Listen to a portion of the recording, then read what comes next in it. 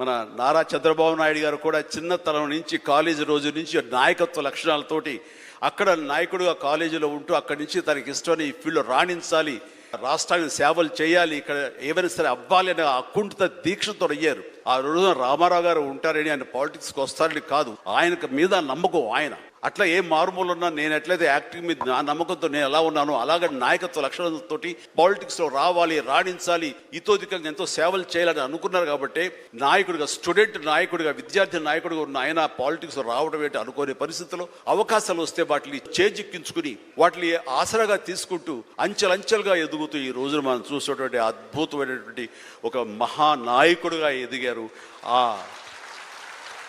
ఆయన దిశానిర్దేశంలో, ఆయన నాయకత్వంలో హైదరాబాద్ దగ్గర నుంచి ప్రతి నగరం, అంటే ఫస్ట్ ఇండియాలో ఆఫ్టర్ బెంగళూరు మళ్ళీ అలాంటి ఐటీ నగరంగా, అంటే ఎంత విజనరీ అంటే ఫ్యూచర్లో ఇది డెఫినెట్గా ఈ రోజున మనం అనుకుంటున్నాం డిజిటలైజేషన్ ఆ రోజున అంత ఉధృతంగా లేదు, అలాంటి దాన్ని అయి తీరుతుంది ఆయన అన్నారే. ఆయన మైండ్ సెట్ ఆ రోజున అలా షిఫ్ట్ చేసుకుని దానికి కట్టుబడి ఉన్నారు. కాబట్టి ఈ రోజున ఐటీలో కానివ్వండి, అతను డిజిటలైజేషన్లో కానివ్వండి, ఇదిగో ఈ రోజున ఏఐలో కానివ్వండి, ఆ స్థాయికి వెళ్ళటానికి నాంది పలికినటువంటి పాయనీర్ మన చంద్రబాబు నాయుడు గారు.